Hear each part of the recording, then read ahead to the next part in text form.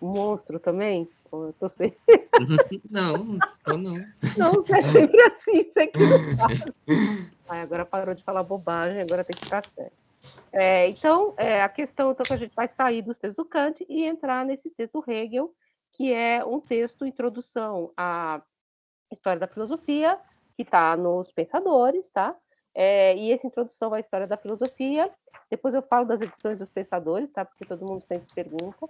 Ele é, na verdade, uma palestra que foi proferida em 1816, que tenta explicar, que Hegel tenta explicar qual é o papel de uma cadeira de história da filosofia numa universidade de filosofia. O que história da filosofia tem a ver com filosofia?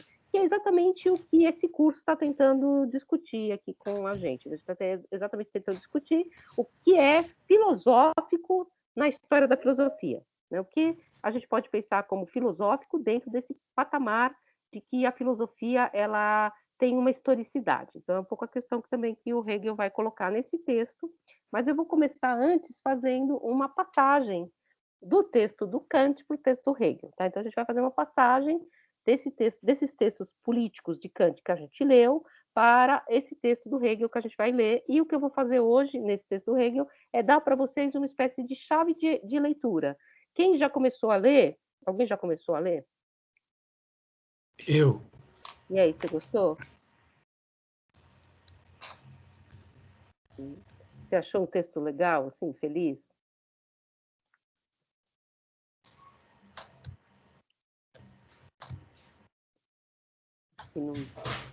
Porque vocês vão notar que esse texto é talvez o texto mais difícil que a gente vai ler, tá? Porque ele realmente tem uma terminologia muito própria, tem alguns conceitos que são bem espinhosos, né? Assim, a gente vai tentar entender o que o texto quer dizer sem trazer chaves de leitura de fora, que é exatamente o que a gente fala de leitura estrutural. Eu não vou chegar para vocês e falar assim, isso aqui, pega 2 parágrafos, isso aqui é dialética, tá? E joga todo o desenvolvimento do parágrafo fora. Não, o que é dialético no desenvolvimento desse parágrafo? A dialética é o que está acontecendo, e não algo que explica o acontecimento de fora. Então, a gente vai tentar ler esse texto nesse sentido, mas ele não é um texto que você lê a princípio com uma facilidade, não é um texto como o do Kant, que são textos mais que também tem outra função, são textos de política, enfim. O texto do Hegel tem uma terminologia muito própria, tem um movimento muito próprio, então eu vou dar para vocês uma chave de análise para que vocês consigam entrar com mais facilidade no texto, e depois a gente vai lendo parte a parte desse texto, tá? Que eu vou dividir em alguns tópicos, e a gente vai lendo parte a parte desse texto. E aí a gente vai fazer um exercício ao final desse processo, trabalhando um pouco com o texto do Hegel. Eu não vou pedir para vocês fazerem uma leitura estrutural do texto todo, primeiro porque a gente vai ler só a primeira parte do texto, que é a parte que nos interessa, que está tratando da questão da história da filosofia. Então, é uma parte da palestra. E, em um segundo momento também, eu acho que o texto é bastante denso, então eu vou fazer algumas perguntas internas ao texto. Tá? Então, como a gente viu um pouco a questão que a gente está tratando aqui nesse tópico, que é a questão de como a história pode ser vista filosoficamente, então a gente está perguntando isso para o Kant. Então, o Kant, nos textos políticos que a gente leu até agora, ele faz exatamente essa pergunta. Se há algo na história que é uma regra geral, e esse algo na história que é uma regra geral, ele é passível de ser descoberto, entendido, compreendido, e, portanto, a história tem um nexo para além do mero acaso e da mera contingência, que não poderia ser explicada, pelo menos não de um ponto de vista filosófico no sentido estrito, como algo que é e não pode deixar de ser, como algo que tem, portanto, uma necessidade interna, uma necessidade no seu desenvolvimento.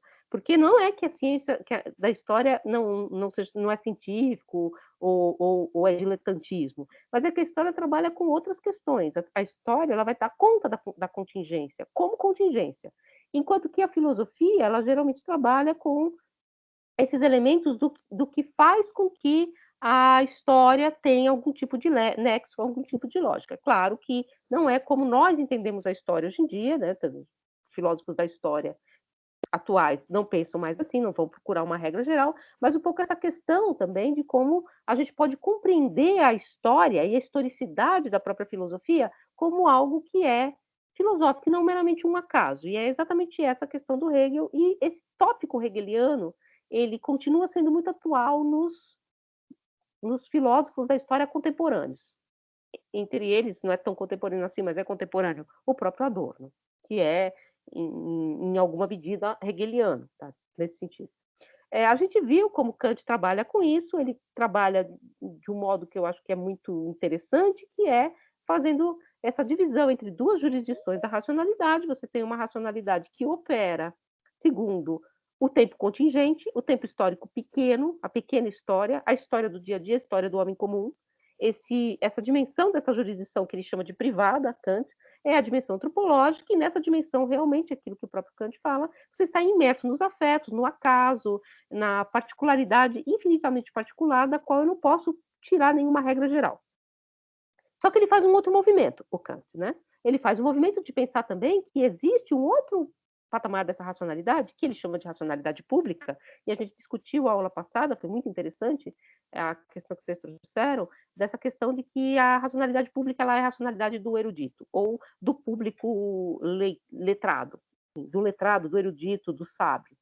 Então, essa racionalidade pública, que, do ponto de vista da antropologia social, é própria ao erudito, ela é, quando você olha em grande, ela é própria à humanidade. Portanto, ela é o desenho da história quando visto a partir da espécie.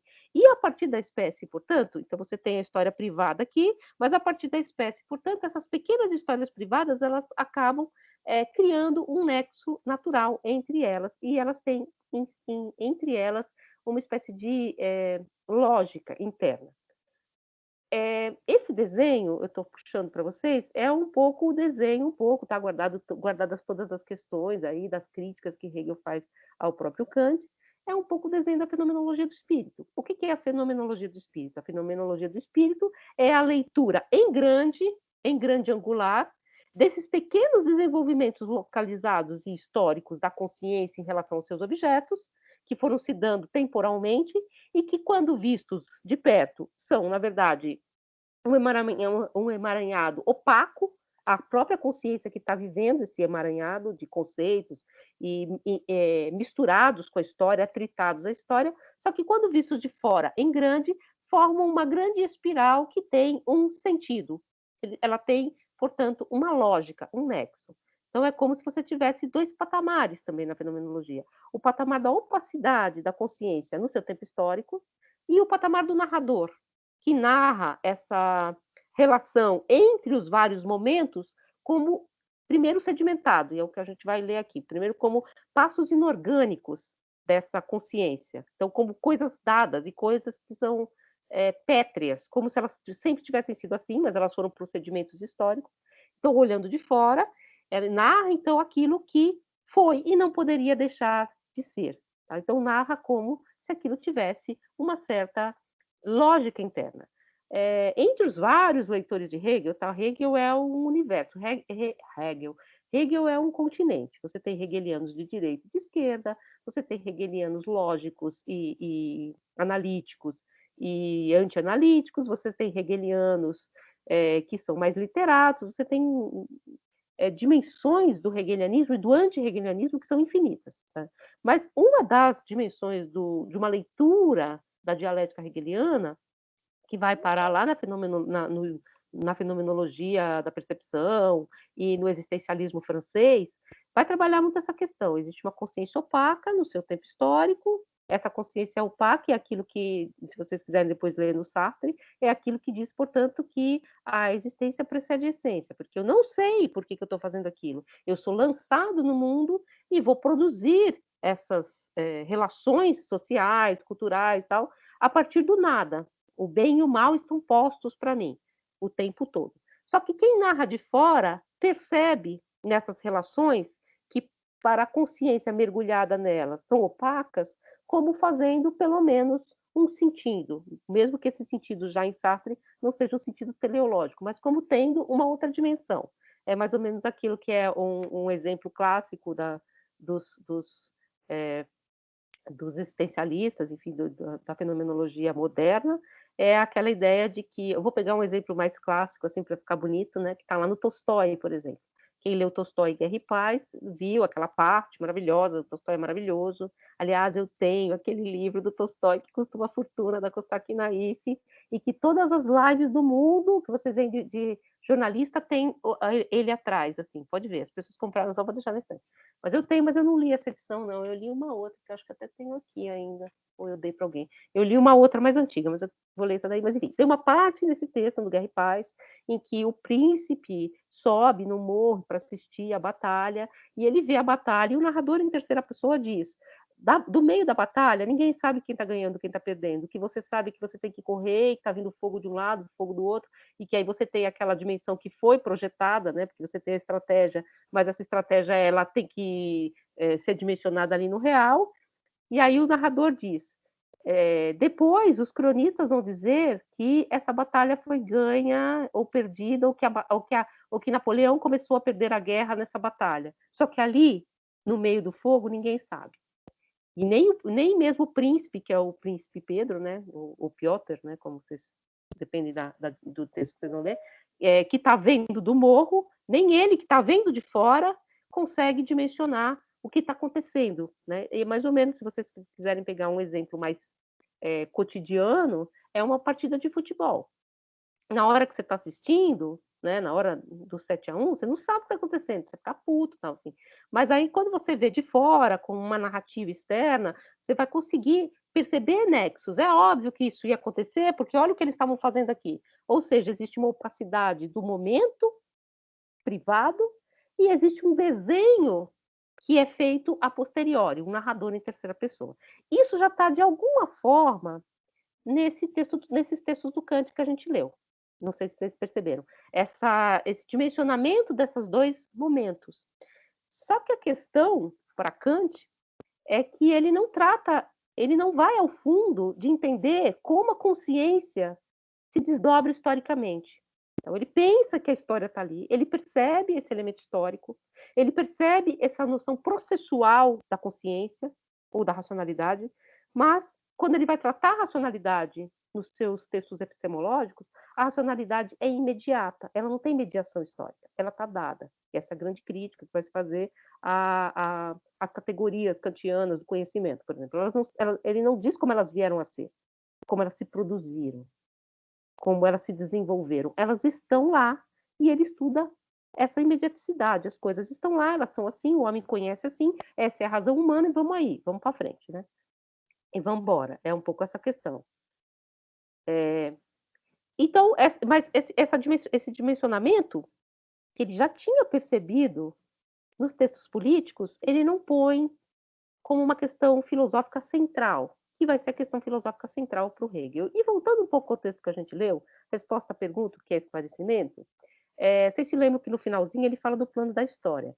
E ele diz: revela-se aqui como uma estranha e inexplicada marcha das coisas humanas, como, aliás, quando se considera esta marcha em conjunto, quando tudo nela é paradoxo. Paradoxo, a palavra a gente vai ver hoje, doxa é opinião, paradoxo é quando você coloca duas opiniões contrastantes uma do lado da outra. Um grau maior de liberdade civil, diz ele, parece vantajoso para a liberdade do espírito do povo, e, no entanto, estabelece para ele limites intransponíveis. Então, você acha que a maior liberdade vai ser aquilo que vai fazer com que o povo se esclareça. E, paradoxalmente, nem sempre é isso que acontece.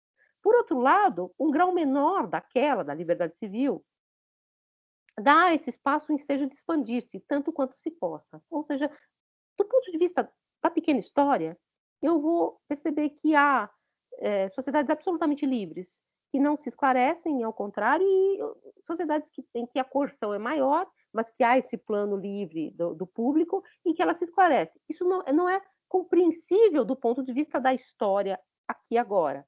Você fala, se, portanto, a natureza, por baixo desse duro invólucro do aqui e agora, né, e dessa filosofia do aqui e agora, que é um pouco a filosofia moderna, desenvolveu o germe do que ainda, delicadamente, a saber, a tendência e a vocação ao pensamento livre. Vocação é uma palavra muito importante, a palavra vocação em alemão é Beruf, né? Beruf é uma palavra que se usa para falar profissão também, tem a palavra chamado, por isso que vocação é a melhor tradução mesmo, mas é também a palavra que se diz em alemão para... a gente diz assim que a pessoa tem... não é profissional, ela tem aptidão, tal. Esse Beruf tem esse sentido de uma aptidão que é, ao mesmo tempo, um chamado. né? Então, ela se usa muito para, evidentemente, para o preço chamado religioso, mas que aí ele fala assim, então é um Beruf zum freien Denken, então é um chamado a esse pensamento livre sobre o modo de sentir de um povo, como que esse se torna capaz cada vez mais de agir de acordo com a liberdade, e finalmente até mesmo sobre os princípios do governo que acha conveniente para si próprio tratar o homem, que agora é mais que simples máquina, de acordo com a sua dignidade. Ou seja, o que vai acontecer? A partir dessa relação que a própria natureza produz de esclarecimento a partir da liberdade pública, vai haver um momento em que esse esclarecimento que vem pelo erudito volta-se à própria sociedade aqui e agora e transforma as leis, e transforma essa própria máquina de governo, sem uma revolução que para o Kant simplesmente é de superfície, porque é no aqui e agora, e ela não produz, portanto, esse grande movimento de esclarecimento.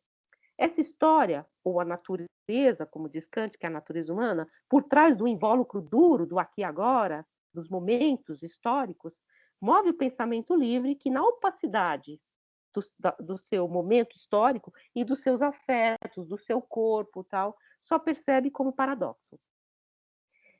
Essa questão ela é muito central para nós, nesse curso de filosofia, de introdução à história da filosofia, porque a história ou a historicidade da própria consciência ou a historicidade do esclarecimento, porque se eu estou em processo de esclarecimento, significa que o esclarecimento ele se espraia, vamos dizer assim, no tempo, porque ele tem que se desenvolver na história. Ele não é imediato, ele é mediado. Ele é mediado pelo tempo histórico, percebem? Essa é uma questão que eu já estou apontando para Hegel, né? Estou apontando para uma questão hegeliana. No discurso filosófico da modernidade, um texto que é de um outro hegeliano famoso, todo mundo é hegeliano, mas todo mundo critica, tá? Também não significa que é hegeliano, o cara segue de joelhos nos degraus da história, como vai dizer Nietzsche, não é nada disso, né? Você é hegeliano até o limite que você, inclusive, é um crítico de Hegel, né? Existe um texto do Adorno, que está num livrinho que chama Três Ensaios sobre Hegel, em que ele critica Hegel a partir do próprio Hegel. Ele diz que Hegel deveria ter sido mais hegeliano consigo mesmo e com o seu tempo. Ele diz que Hegel ele para a sua análise dialética exatamente no seu tempo presente. Ou seja, ele não percebe que esse desenho, vamos dizer assim, para além do tempo histórico, continua. Então, ele fica preso a esse tempo histórico, que é o Estado, a Constituição, daquele aqui agora hegeliano. E os hegelianos de direita vão ler esse Hegel, né? O Hegel do Estado moderno. O que o Adorno fala? Se Hegel tivesse percebido que a consciência continuaria a mover-se para outros patamares, se ele tivesse hegelianizado ou dialetizado seu próprio momento histórico, ele teria saído disso. Mas, enfim, todos os homens são homens. Mas, voltando ao Habermas, no discurso filosófico da modernidade, Habermas vai dizer que o grande filósofo do tempo do aqui e agora, o tempo do presente, o tempo o Jetztzeit, né? Jetztzeit é um termo que o Walter Benjamin vai usar bastante. Jetztzeit é o tempo do agora. É o tempo do agora, é o aqui e agora. Pá. Esse tempo do agora, que é o presente imediato, tempo do aqui e agora, é a própria noção de moderno. A palavra moderno, num certo sentido, vem de modo e significa aquilo que é do seu tempo, aquilo que é do tempo do aqui e agora, mais ou menos, né? Então, ser moderno, apesar da palavra ter ficado velha, né? Isso que é engraçado, é ser do seu tempo. É ser contemporâneo, né? E a gente usa moderno em oposição a contemporâneo, que é um certo. Depois do contemporâneo, eu não sei o que a gente vai encontrar. É codimensional, sei lá, não tem outra palavra, porque contemporâneo também é viver o mesmo tempo. E a palavra moderno significa isso também. Então, o filósofo moderno, por excelência, para Habermas, Hegel. Exatamente porque Hegel dá conta de incluir em todos os movimentos do seu pensamento, e não só na dimensão política, como faz Kant, esse problema da historicidade intrínseca ao próprio conceito. Eu vou pegar aqui uma palavra, deixa eu estar no outro caderno, que é uma palavra muito bonita, que vocês vão ler no texto que vocês vão começar, que a gente vai começar a trabalhar, só porque eu vou procurar a palavra que eu achei. É Ausserung. Aus, tá? Com um laut, com trema. Aus. Minha pronúncia é horrível, tá? Descontem. É fora. Ausland é estrangeiro. É aquele que é aus, fora da terra, land, né? Então, Ausland é estrangeiro. Né? Então, é aquele que veio de outra terra. Ausserum é aquele que é algo que está fora, né? Que é uma palavra que vai ser traduzida no texto de vocês, ou um sinônimo dessa palavra que vai ser traduzida no texto que vocês vão estar lendo, como é um lindo, extrinsicar-se. Extrinsicar-se é pôr para fora, é pôr algo para fora. Mas o extrinsicar-se é pôr algo para fora que, de algum modo, está dentro. Né? Então, é tirar para fora. Extrinsicar, né? Tornar extrínseco aquilo que era intrínseco. E extrinsicar-se como um movimento que é próprio daquele que está pondo para fora. Tá? Então, é um neologismo, não sei se essa palavra existe em algum outro lugar, que é usado para falar exatamente dessa dimensão hegeliana. E por que eu estou falando desse extrinsicar-se, desse pôr-se para fora? É porque a consciência, e a consciência kantiana já no certo movimento faz isso, ela precisa pôr-se para fora, pôr-se diante de si mesma, pôr-se em relação ao seu tempo histórico, pôr-se em relação ao seu movimento privado para mover o próprio conceito filosófico. Então, esse extrinsicar-se, que tem que ser numa dimensão do tempo, porque você põe para fora numa sucessão, vai incluir essa sucessão no próprio desdobramento da consciência, que não é mais imediata, mas imediata. E é isso que vocês vão ler nesse texto.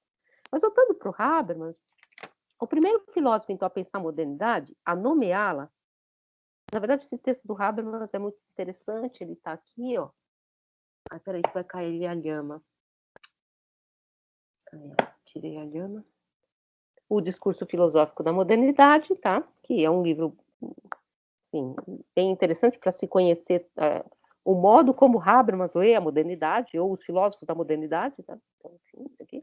Nesse livrinho aqui, olha aqui, devolve a lhama também, senão fica tudo caindo. Habermas vai dizer que o primeiro filósofo a nomear, a dar desenho filosófico à modernidade, ou seja, esse tempo do aqui e agora, é Hegel. Só que ele fala isso e dali a pouco ele muda de assunto e vai falar do Benjamin e do Baudelaire, mas tudo bem. E vai falar de uma dimensão estética da modernidade. Mas ele vai falar, então, por quê que esse filósofo, Hegel, é o primeiro filósofo da modernidade? É porque é o primeiro filósofo que torna o ser moderno, ou esse sistema do moderno, modernidade, como uma espécie de sistematização desse movimento histórico, como um tema eminentemente filosófico, e mais, ele ancora a filosofia nessa relação moderna. E aí ele vai continuar dizendo, então, que essa história, exatamente, esse elemento que é intrínseco à filosofia de Hegel, faz com que Hegel seja o grande filósofo dos movimentos modernos. Não à toa, eu falei para vocês que existem hegelianos de todos os naipes, porque é como se ele fosse uma espécie de porta para uma outra dimensionalidade, inclusive, do pensamento filosófico. Vale lembrar, como diz Nietzsche, que ser anti-hegeliano é, de alguma forma, ser hegeliano, tá? Você se colocar contra é, de alguma forma, isso é super hegeliano também, enfim, é, de alguma forma, fazer pôr-se em dívida com esse de quem você é contrário, porque você precisa do antagonismo para mover essa outra dimensão. Então, ser anti-hegeliano também, a gente vai ver muito isso na filosofia contemporânea, os movimentos anti-hegelianos, né? E aí eu vou ler um trechinho da Fenomenologia do Espírito, que eu acho que explica bem essa questão que a gente está falando. Vocês estão de boa aí, ou todo mundo está querendo sair correndo?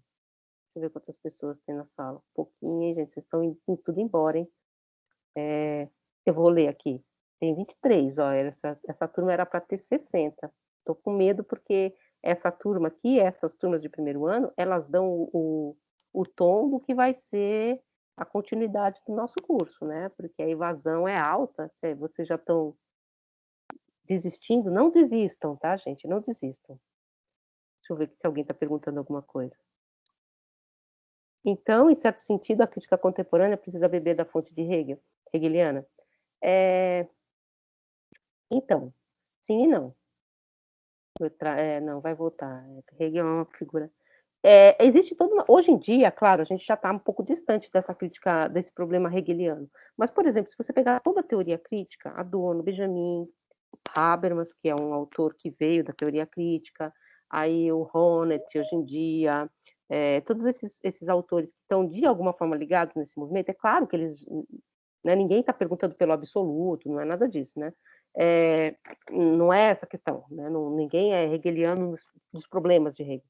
Eles têm uma dívida com Hegel, porque todo mundo também tem uma certa dívida forte com um outro, de algum modo, hegeliano, Marx, né? Então a gente está um pouco nessa dimensão ainda, mesmo do ponto de vista crítico, mas a gente vai ver no segundo momento do curso, na segunda parte do curso, exatamente uma cisão em que há esses autores, Carnap, que é o autor que eu vou usar de exemplo, o Círculo de Viena e esses autores ligados a um modo de pensar que a gente chama de analítico, que vão deixar de lado exatamente essa dimensão da história. Tá? Então, a miséria do historicismo, vão deixar de lado exatamente essa dimensão, que é uma dimensão histórica, processual do pensamento, e vão se voltar para outras questões. Estou tentando ler aí um livro sobre o Carnap, tentando mesmo, tá, gente? Porque é outro planeta, em que ele está pensando as questões kantianas da teoria do conhecimento em relação a Einstein. Então, não é mais em relação à Revolução Francesa, é em relação às questões da física contemporânea. Então, é outra dimensão que a gente vai ver também. Mas aí na Fenomenologia do Espírito, a gente vai ler, na página 42 dessa edição da Vozes.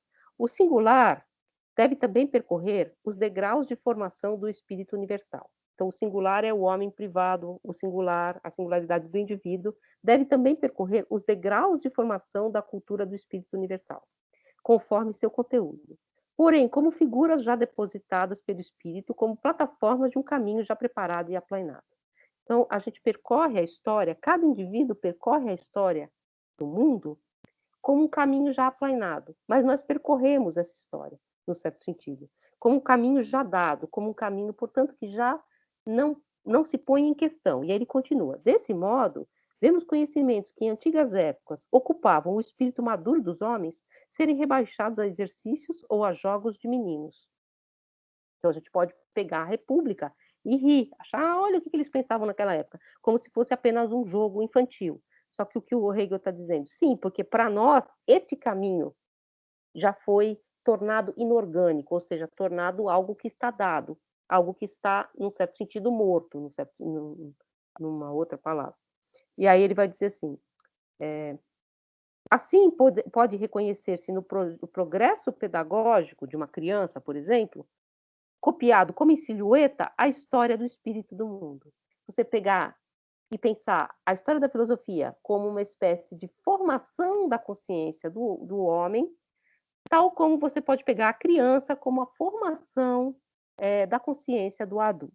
Então, ele faz muitas essas analogias, eu estou trazendo isso porque essas analogias aparecem o tempo todo nesse texto que a gente vai ler. E não está dizendo, na verdade, que existe uma infância do mundo, nada disso. Ele está dizendo que apenas a gente pode pensar nessa não imediaticidade do desenvolvimento, inclusive do indivíduo, inclusive na individualidade. Isso é muito interessante, parênteses, porque outros autores que vão ser leitores de Hegel também são aqueles que vão pensar, que vocês vão ler lá na Psicologia da Educação, o desenvolvimento cognitivo das crianças. Então, não é. Por que de repente você não fala e de repente você está falando? O que aconteceu desse momento em que a consciência e a racionalidade elas estavam de uma certa forma incompleta, e aí ela salta para essa completude. O que acontece de uma coisa para outra? Ou, em outras palavras, como que as categorias da nossa racionalidade, as formas da nossa racionalidade elas vêm a ser. Tá? E aí ele vai pegar a criança como esse exemplo. E esse ser aí, passado, é propriedade já adquirida do espírito universal. E aparecendo-lhe assim exteriormente, constitui essa natureza inorgânica. Então dá a impressão que tudo está dado, que o caminho está pronto e que nós falamos e aquilo que nós levamos, o tempo que nós levamos para aprender a falar é um tempo dado, é inorgânico. Né? Inorgânico no que sentido? Parece pétreo, né? Parece não, isso aí é algo que não se põe mais em questão. E aí, conforme esse ponto de vista, a formação cultural considerada a partir do indivíduo consiste em adquirir o que lhe é apresentado, consumindo em si mesmo sua natureza inorgânica e apropriando-se dela, à vista, porém, do ângulo do espírito universal, enquanto é a substância. A formação cultural consiste apenas em que essa substância se dá a sua consciência de si e em si, e produz o seu vir a ser e a sua reflexão. Então, ele faz essa comparação do espírito do mundo e parênteses, tá, gente? Fenomenologia do espírito, o espírito que vai aparecer aqui, que é Geist, as ciências do espírito, elas não são ciências, não tem nada a ver com o espírito no sentido de fantasma, que inclusive é uma outra palavra, é uma palavra grega que vem de uma outra coisa, de onde vem a palavra fantasia, não tem nada a ver. Geist seria uma tradução às ciências do espírito, são ciências humanas. Tá? Então, Geist, o espírito do mundo, é esse, se vocês quiserem pensar como Kant, é essa racionalidade do ponto de vista da espécie, tá? Falando kantianamente, tá? Esse termo não aparece no Hegel. Mas o que ele faz aqui? Ele também equaciona, olha, existe uma dimensão, que é essa dimensão em grande, que é essa dimensão histórica da consciência, tal como existe a consciência da criança. E os dois caminhos, a criança também ela precisa se apropriar desses passos que para nós aparecem como dados, ela precisa tornar esses passos inorgânicos para nós, orgânicos para ela, até que ela domine esses passos e eles voltem a ser efetivos. O exemplo que ele vai dar nesse texto que a gente vai ler de 1816 é das potencialidades da consciência que não estão em ato. E ele vai usar um exemplo. As crianças têm em si a potencialidade da fala. Né? Nós temos essa potencialidade. Né? E outros animais não têm. Né? Tem outras potencialidades que também nós não temos. Né? Por exemplo, nós não temos a potencialidade de voar. Portanto, nós não voaremos. Né? A não ser que alguém jogue pela janela. Você também não vai voar, você vai cair. Nós não temos essa potencialidade. Isso também depois a gente vai ver que isso também é um pouco hegeliano. Nós temos que potencialidade? Nós temos a potencialidade da fala. Isso está dado de forma inorgânica que nós vamos falar? Não. Né? Nós temos essa potencialidade, nós não temos outra. Como é que nós vamos falar? Nós vamos falar, como quando criança, tornando orgânico aquilo que para o adulto é inorgânico, que ele tem a capacidade da fala, a criança vai pôr para fora, extrinsicar essa capacidade, ela vai tornar essa capacidade estranha, ela vai tornar essa capacidade uma coisa outra, ela vai tirar para fora, vamos dizer assim, para tentar compreender essa questão, e depois voltar reflexivamente a tornar-se um ser falante. E quando ela for um ser falante, ela vai achar que esse caminho é inorgânico. Não aconteceu nada ali. Eu nem lembro como foi. Tanto que quando pedem para a gente, quando a gente está na aula de línguas, faz como você era quando criança. Como que eu fazia? Não sei, né? Aprende, vocês já foram nessas aulas de línguas mais Odara, né? Que não vou aprender gramática, vai falando, não sei. Bom, eu pelo menos, né? Eu fico totalmente inorgânica, eu não falo uma palavra porque eu não sei, não é só porque a criança não tem medo de errar, é porque esses passos foram tornados inorgânicos. Então, esse ser aí, o passado inorgânico, que é como se fosse uma estátua muda, ele vai dizer como se estivesse morto, ele não está morto nesse sentido. Um ser aí, né? Um ser aí, porque é algo que é o ser aí, não é o ser para si, o ser para o outro, não é o vir a ser, é o ser aí, né? É um produto que sedimenta o caminho do conceito, que deve ser adquirido pelo indivíduo e pela humanidade, consumido, apropriado e produzir uma terceira coisa. Isso vocês vão ler também no texto, de uma forma muito bonitinha, que ele vai dizer que é como o uno vem a ser um outro, que forma um terceiro, que é, na verdade, o primeiro. Né? O um transforma-se em um outro, para vir a ser um terceiro, que é, na verdade, esse um atualizado. Né? Então, você atualiza aquilo que está em potência. Eu tenho em potência várias capacidades na minha consciência individual e na consciência universal. Tá? Então, ele faz também esse espelhamento, que não estão em ato, não estão atualizadas, elas estão em potência, que é uma dimensão que depois vocês vão ver, é aristotélica. Eu sou ótima? Não sei não, cheio de ruga, fico esticando aqui. Não, agora eu não estou me vendo, eu fico pequenininha aqui. E aí, uma outra palavra que aparece aqui várias vezes, que eu acho que é central no texto que a gente vai ler, é a palavra, aqui está traduzido, gente, por formação cultural. Formação cultural é quase que um pleonasmo para a palavra que está aqui por baixo, que é Bildung. Bildung, a palavra Bild é imagem. Né? Então, Bild não vou nem lembrar, mas Bild também tem todas essas palavras que vêm com a palavra Bild, né? Bild, B-I-L-D, que é imagem. Imagem. Inclusive, Bild, a Benedetta me ensinou, a Bild Christi, né? A imagem de Cristo. Você quer se tornar a imagem de Cristo. Então, esse espelhamento também, né? Da imagem, né? do tornar-se essa coisa. Que foi traduzido, que pode ser traduzido por cultura, e é geralmente traduzido por cultura, pode ser traduzido por civilização, Bildung, mas a melhor palavra para traduzir é formação. Por quê? Porque carrega essa noção de forma, de figura, né? E de configuração. É uma palavra que vocês vão né, perceber muito em Hegel. Então, você se configura alguma coisa. A Bildung, portanto, a formação, é o tornar-se o que se é, o tomar forma. Aquilo que é informe vai sendo moldado, vai tomando forma, que é a noção de formação, de Bildung. Parênteses total aqui. Esse termo é fundamental para o pensamento brasileiro, vocês sabem, né? A noção de formação, ela é uma noção clássica no pensamento brasileiro, nas várias dimensões. Você tem vários livros clássicos brasileiros, dos clássicos do pensamento do Brasil, que vão se preocupar exatamente com essa noção de formação. Ou seja, como a sociedade brasileira e, portanto, o homem brasileiro, as pessoas que vivem no Brasil, tornou-se o que se é. Isso não quer dizer que a gente se tornou uma coisa boa, tá, gente? Formação pode ser deformação também. Como que a gente se tornou o que a gente é? Isso vocês vão ver no Raízes do Brasil, né, que é o do Sérgio Buarque de Holanda, no Antônio Cândido, Formação da Literatura Brasileira, a formação do povo brasileiro, Darcy Ribeiro, a formação econômica do Brasil. Então, essa noção de formação, de Bildung, vale lembrar que todos esses autores, Antônio Cândido, Sérgio Buarque de Holanda, são de formação alemã, né? Tem essa interface. Sérgio Buarque, vocês sabem, né, que é o pai do Chico, né? Como ele diz, você sabe que ele se apresentava assim: oi, eu sou o Sérgio Buarque, o pai do Chico, né? Enfim, então, por exemplo, Raízes do Brasil, em que tem aquela famosa noção de que do homem cordial. O homem cordial não é uma coisa boa, a princípio. É uma formação que, aplicando uma consciência a uma determinada estrutura econômica, formou, deu forma, configurou, deu, portanto, desenho a um modo de ser, que é essa cordialidade, que é exatamente a mistura do público com o privado, né? Essa informalidade em que nós vivemos, né? Entre o público e o privado. Então, você é um homem do coração, cordial nesse sentido, né? Pro bem e pro mal, né? Porque matar também é cordial, né? Porque puto, assim, tal, os afetos, né?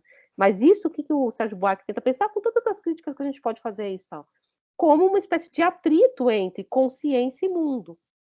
Ou eu acho que isso é uma dimensão importantíssima para pensar o que a gente chama de racismo estrutural. Racismo estrutural é isso, é formação nesse sentido, né? Então, como tendo vindo essa consciência, tendo vindo de uma estrutura que é escravocrata, não interessa se você era escravo ou não. Essa consciência, ela toma forma a partir desse elemento. Né? Então, é uma coisa que hoje em dia também pode ser pensado nesse desenho. Tá? Não estou sugerindo. Mas continuando também, quando a gente vai pensar a história, e eu acabei de falar de Bildung, não à toa, a palavra Bild tem a noção de espelho, né? Espelhamento. Né? Então, inclusive, eu estou traduzi já, tá, mas vai ter uma autora que chama Christine de Pizan, de quem vocês vão ouvir muito falar, porque ela é uma das poucas autoras femininas, não feminista não, tá, mas mulher do século XV, porque uma feminista do século XV é aquilo que a Lohá vai chamar de um anacronismo, né? A gente pode, talvez, encontrar ali feminismo, mas é um anacronismo controlado. Mas, assim, enfim, a Christine de Pizan, ela escreveu um livro em que ela coletava exemplos de boas mulheres, exemplos de boa vida, tananã, tal, de vidas, não boa vida, assim, de ficar na boa na rede, boa vida no sentido de uma vida perfeita, uma vida exemplar, os exemplos, né? Uma coleção de exemplos históricos. Então, você pega exemplo da Grécia, exemplo da Bíblia e junta. e esse livro foi traduzido para o português, na Idade Média, como O Espelho de Cristina. Então, era o espelho. Por que espelho? Porque eu quero me espelhar nessa figura, né? Eu quero me tornar essa figura. Então, essa noção da história como um grande livro de exemplos, que aparece também num outro livro muito importante para essa noção de formação, que é o Emílio. Quem já leu o Emílio, do Rousseau? Falando em Rousseau novamente. O Emílio é um livro, é um romance de formação. É como o Emílio, o menino, torna-se adulto. Como você conduz essa formação? Que é um livro sobre educação, nesse sentido formativo. Né? E, num determinado momento, a história tem essa função, de servir de exemplo. Só que Hegel vai notar no Razões da História, no Razão da História, que é um outro livro dele. O elemento formador da história é algo diverso das reflexões dela. Então, você tem uma dimensão da história que é contingente, uma dimensão da história que é a reflexão sobre a história, que é a filosofia da história. Nenhum caso é inteiramente análogo ao outro. Nunca existe uma qualidade individual tal e o que há de melhor num caso o seria também no outro. Ou seja, a história não se repete e não adianta fazer uma coisa lá, aquilo que depois o Marx vai dizer, né, que uma vez ela acontece como tragédia, a outra como farsa e a outra como, assim, enfim, como Brasil, né? Mas, assim, então você não repete o mesmo momento histórico. Cada povo tem a sua situação histórica própria, e para os conceitos do que é conveniente não se precisa da história. Nada a esse respeito é mais insípido do que a apelação, muitas vezes repetida, para os exemplos dos gregos e romanos, que com tanta frequência ocorreu no tempo da Revolução entre os franceses. Nada é mais diverso do que a natureza desses povos e a natureza do nosso tempo.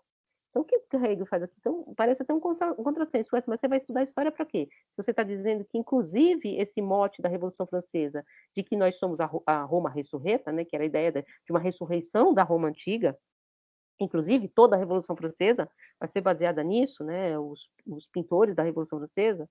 O que está lá no nosso exemplo não é um pintor da Revolução Francesa, tá? É o Delacroix, e aquele quadro de 1871, então não é da Revolução Francesa, é de um dos desdobramentos burgueses dessa revolução, muito posteriores e tal. O grande pintor da Revolução Francesa, que é o Jacques-Louis David, ele pintava homens à maneira greco-romana, inclusive nus, com a espada cobrindo o que não se devia ver, o homem forte, assim, aquelas figuras que ele tirou de estatuária greco-romana, porque a ideia era de que Roma e a Grécia depois, tá? Primeiro Roma, depois a Grécia, eram um grande exemplo para a ressurreição, ai meu Deus, para a Revolução Francesa. Hegel diz aqui é o contrário, o passado não é normativo. Então a história não tem um sentido normativo, ela tem um sentido de formação, ela tem um sentido, portanto, não de exemplo, por isso que ele vai falar aqui logo no começo do texto, que inclusive uma vez eu coloquei na prova. Ele diz aqui no começo do texto que que o passado, a tradição, não é estátua de pedra, mas é viva. Exatamente esse sentido. Não é uma estátua de pedra, não é uma figura pétrea como aquelas da Roma antiga que você olha e admira e reproduz como um espelho. Não, esse passado também ele está se movimentando. Em que sentido? Porque ele está implicado no conceito que nós temos hoje. E não implicado assim porque a gente tem que ver o que aconteceu. Não, é porque quando a criança passa da potência ao ato para falar, é o mesmo movimento que ela vai ter que fazer, por exemplo, para falar uma outra língua. Tá? Percebe? E se você não sabe, se você não toma para você esse movimento que fez com que algo que estava em potência se tornasse ato, que você compreenda esse movimento e refaça esses passos, você não tem como dar o próximo passo. Ou você não tem como mover-se para o novo. Né? O novo não vem do nada, é um pouco nessa ideia. Então, essa questão que aparece claramente no texto do Hegel, então, que o princípio não normativo do passado, como ainda aparece no Emílio e em Rousseau, mas também não como algo que você simplesmente pega e joga fora, em bloco, porque é algo que é inorgânico. Não. Esse passado, e aí, portanto, esse texto vai fazer esse movimento nesse sentido, esse passado, que é a história da filosofia, é, ao fim e ao cabo, a própria filosofia, porque é como A história da consciência veio a ser a consciência que está aqui agora. E é como com essa mediação da história que os conceitos da consciência estão aqui diante de nós, estudando o presente. Então, é aquilo que Kant, no certo sentido, percebe quando vai falar da história, mas não quando vai falar da consciência ou da racionalidade. E aqui não, racionalidade e história, ou se vocês quiserem, epistemologia e filosofia política, elas não estão separadas, não é cada coisa você estuda de um jeito, você vai juntar esses modos de exposição no texto do Hegel. Agora eu queria passar para vocês têm algumas milhões de questões, né? Para quem já começou a ler o texto, vocês vão perceber que várias das questões que eu falei já apontam para o que o texto vai falar, né? Por exemplo, ele vai falar no começo do texto das várias historicidades, das várias disciplinas. Ele vai falar, por exemplo, da botânica, ele fala logo aqui no começo, depois a gente lê mais propriamente, tá?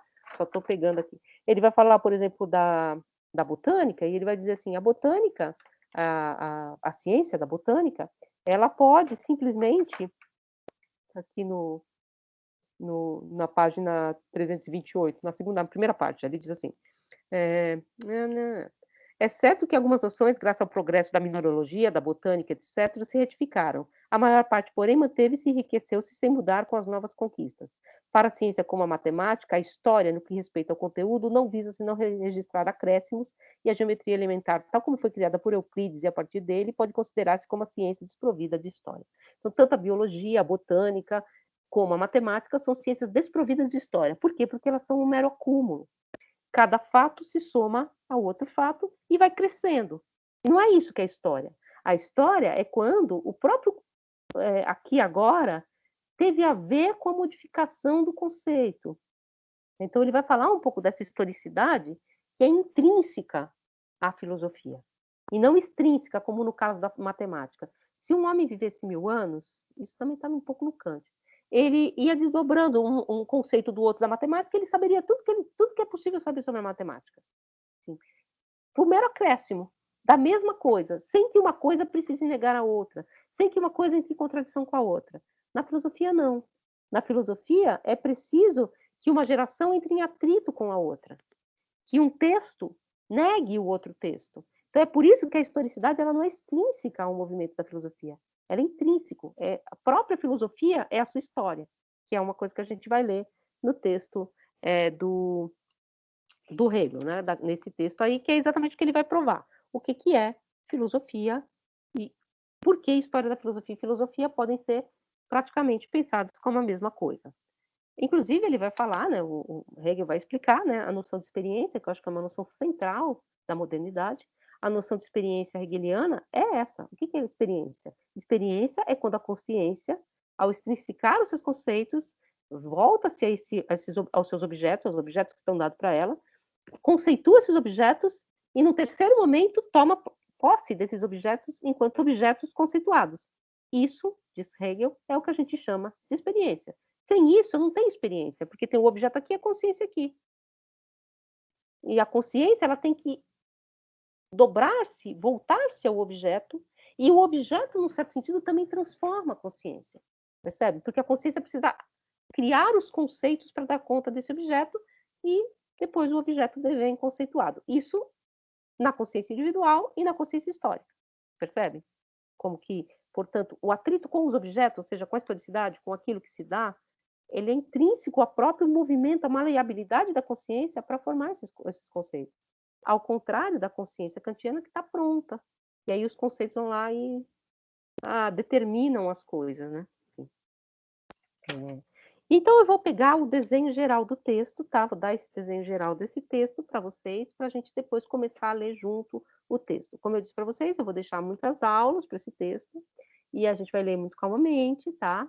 Depois, a segunda-feira, a gente volta a ter uma aula sobre quarta e eu vou colocar um videozinho lá sobre Hegel, que vai falar um pouco também desse contexto hegeliano, kantiano, na verdade, do ponto de vista externo e não, portanto, filosófico, histórico, eles estão em pontos diferentes do mesmo movimento, né, da Revolução Francesa, que marca muito, e do Iluminismo, que marca muito os dois autores, né?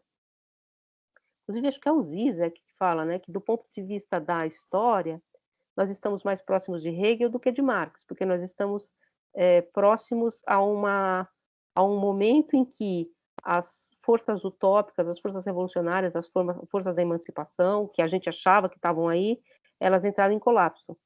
Então, a gente está diante de uma aposta colapsada, nem dizendo que a aposta é essa, tá? Não estou dizendo que a Revolução Francesa não tinha seus problemas, enquanto Marx não, ele está vendo algo que poderia ser algo que poderia ser uma mudança. Então, um está, vamos dizer assim, no começo, no princípio de uma mudança, e o outro está no sopé do morro, né? Hegel está vendo o gigante desmoronando, né? Então, um pouco nesse sentido que acho que é o Zizek que fala isso. Eu acho que ele fala isso numa entrevista, inclusive, que está na Polemos. Olha que chique. A gente não fez uma entrevista com o Zizek, tá? Mas o Zizek, vocês sabem, né? Aquele que era do Dia do Filósofo, que não sabe levantar a tampa da privada, né? Ficou pensando. Ele é um filósofo, enfim. Ele é um filósofo um pouco pop, enfim. Mas ele deu essa entrevista para uma revista austríaca, e aí a gente pediu licença para essa revista austríaca, e os alunos publicaram essa entrevista com tradução do Eric, do professor Eric.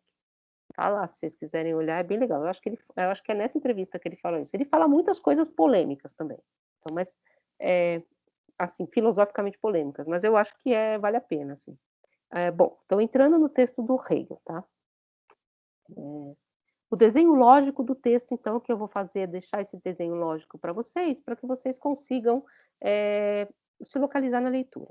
Então, o texto tem, na verdade, ele tem duas introduções, né? Ele tem uma introdução geral, porque ele é uma palestra, então ele põe um pouco essa geral, o que é isso, o que eu vou falar, por que eu vou falar sobre essa questão, e nessa introdução geral, ele faz uma oposição entre história e verdade, que é mais ou menos aquela que a gente viu no Kant, claro que com outras palavras e com outra função.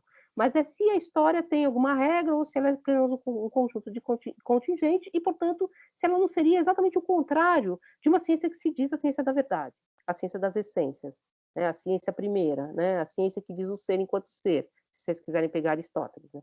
É a ciência que não diz o ser numa relação, é a ciência que diz o ser como ser. Isso é metafísica, isso é filosofia. Existem outras ciências, as ciências que dizem o ser numa relação, a medicina, a própria história, o ser em relação ao seu tempo. Agora, essas ciências, elas não dizem o ser na sua essência, aquilo que é. Elas não são, portanto, ciências que têm como núcleo central a verdade. Então, existiria uma possibilidade de a filosofia, que é essa ciência, que é a ciência do ser enquanto ser, se pensar como uma ciência histórica? Isso não é, na verdade, uma espécie de contrassenso? Pensar que a história, que a filosofia é histórica, não faz com que a própria filosofia perca essa sua força de ser a filosofia do ser enquanto ser? Porque o ser hoje não é amanhã, depois, num outro momento, já também historicamente muda. Então, é verdade, mas não é. Os sistemas, eles se negam. Então, um pouco essa contradição que, inclusive, e vocês vão ouvir isso de vários professores, tá? Não vou responder com Hegel porque pega a mão, mas vou dizer isso para vocês. Olha, isso aí é história, e história não é filosofia. Vocês vão ouvir isso, muitos professores, e a gente vai tentar entender um pouco o porquê que eles falam isso, tá? Não estou fazendo nenhuma crítica aqui, eu estou tentando entender historicamente, tá? Por que eles falam isso? Porque é num momento histórico exatamente, absolutamente anti-hegeliano, em que você vai separar exatamente. Não, às vezes a dimensão do que é histórico não me interessa, porque eu estou pensando uma outra questão, eu estou querendo pensar a verdade, eu não estou querendo carregar sempre um carro de questões, uma tradição imensa de perguntas que já não me interessam e que não dão conta do que eu estou querendo perguntar. Então, existe toda uma filosofia que é uma filosofia da leveza nesse sentido, né? Inclusive, a gente vai ver lá no final do curso, tá? Que são os autores do Círculo de Viena, por exemplo, que se aproximam muito, o meu exemplo, depois eu vou retomar esse exemplo, então, dos arquitetos modernos. O que o arquiteto moderno faz? Ele joga fora o ornamento, a retórica, a história, o historicismo, dos estilos históricos do século XIX. Né? O século XIX era aquele que tinha um prédio meio egípcio, um prédio meio renascentista, um prédio meio greco-romano, greco-goiano, né? Eu vi uma vez lá em Goiânia, lá em Alexandria. Eu gosto, tá? Enfim, não tem nada contra o ecletismo, é o que a gente chama de ecletismo, né? Tudo misturado, tal. Aí o que os arquitetos modernos fazem? Eles jogam fora isso. Por quê? Porque isso não serve para nada. Isso não é mais estrutural, porque na Grécia as colunas eram estrutura. Hoje em dia não são, são enfeite. E o Círculo de Viena, os pensadores dessa época, que estão em Viena, e Viena é uma cidade em que o círculo, né, o centro ali é todo reformado no século XIX para esse historicismo, né, o anel ali, aí não vou conseguir falar em alemão, mas enfim, claro que não vou, né, não sei, mas é um anel ali, é o centro de Viena, que é todo reformulado, como Rio de Janeiro, como todas as cidades do século XIX, são reformuladas nesse historicismo, que é o museu de tudo, tal, e aí esses homens do Círculo de Viena vão dizer o quê? Isso tudo é um falseamento, isso tudo é criar tantos problemas e tantas perguntas e tantas questões que você perde exatamente o que seria a pergunta central, que é a pergunta científica. Eu não sei, eu estou fazendo poesia, retórica, música, mas eu não estou fazendo ciência. Então eles jogam tudo isso fora, eles implodem, vamos dizer assim, esse historicismo, enfim, que acaba se tornando um pouco erudição também, que o Hegel vai criticar. Então existe toda essa crítica a esse modelo hegeliano. Só que o que Hegel está querendo mostrar aqui é exatamente o contrário. Ele está tentando pensar o porquê história da filosofia é uma cadeira, uma cátedra interna ao departamento de filosofia. É um pouco isso que ele está tentando articular nesse texto. E aí ele começa essa primeira parte do texto, dessa de que eu li o pedacinho aqui sobre a historicidade das disciplinas, das ciências, né? E ele vai dizer que, por exemplo, há ciências que não têm história, ou ciências para as quais a história é inútil, realmente. Ele fala aqui da botânica, da biologia, né? Enfim, da matemática. A história da matemática e a matemática são coisas diferentes, realmente. Não interessa, porque não interessa a história. Interessa a matemática porque ela é simplesmente o desdobramento de algo que já estava dado e ela não tem um atrito com os seus objetos históricos. A mesma coisa a botânica. Ela não é um sistema, não é um sistema que vai juntando um com o outro, é um aglomerado. Cada coisa que vai aparecendo, eu vou somando. É como se eu tivesse uma grande caixa, cada um vem e fala, eu descobri uma pedra, pai, eu descobri outra pedra. Isso é uma questão que eu acho central, parênteses, tá? Da questão do método, tá? Enfim, a gente pensem nisso. Eu adoro colher folhas. Aliás, vou mostrar aqui para vocês. Ó, isso aqui é um tronco de árvore. Em cima tem outro, ó, tem mais um aqui. Ó, eu sou meio botânica de amadora. Então eu tenho folhinhas ali, florzinha, um monte de coisa, tal. Aqui, essa aqui eu acho linda. É o capim estrela. Daqui, enfim, você deve achar que a minha mesa é uma zona, né? Tudo bem. Enfim, eu adoro essas coisas, tá? Acho lindo ficar catalogando. Só que uma coisa, o biólogo, né, a figura que vai estudar, o botânico, vai catalogar e comparar. O historiador da arte faz a mesma coisa, ele pega um monte de imagem e compara, esse aqui é do mesmo autor, esse aqui não é. Só que as duas comparações, embora sejam o mesmo movimento, elas não têm a mesma dimensão. Porque, num caso, não existe história. A história, né, existe uma história, no máximo, que é uma história geológica, que é, na verdade, o desdobramento das plantas. E no outro existe história. Existe uma historicidade intrínseca às formas como o homem figura a mulher, por exemplo. Mas não nas formas como a folha vem a ser, né? Percebem? Então, esses dois métodos, isso parece uma bobagem, mas depois vocês vão ver que não é. Que é exatamente o que o Hegel está dizendo. Sim, existem ciências para as quais a história é algo extrínseco. Eu posso fazer história da biologia, mas para a biologia, para o biólogo, isso não interessa. Agora, o filósofo não é assim. As ciências do espírito, as ciências do Geist, né? Enfim, as Geist, Wissenschaft, né? As ciências do espírito, elas não funcionam do mesmo modo. Então, essa separação desses métodos, um método que é o método das ciências duras e o método das ciências do espírito, é também um mote que depois vocês vão ver que é muito atual, tá, gente? Parênteses de novo. A gente tem falado muito em metodologias, né, no ensino médio, né? Metodologias como se todos os métodos e de todas as ciências fossem o mesmo. Então você tem as metodologias. Tem que trabalhar com experiência. Experiência na física, experiência na história da arte são coisas diferentes. A mesma palavra diz coisas completamente diferentes. Eu não vou fazer um experimento do mesmo jeito. Uma experiência na física é uma hipótese que eu testo. Na história da arte, ou na poesia, ou na história, não. Percebem? Então, isso também é uma dimensão muito importante que está aqui em Hegel. Agora eu estou dando a minha opinião, tá? Depois.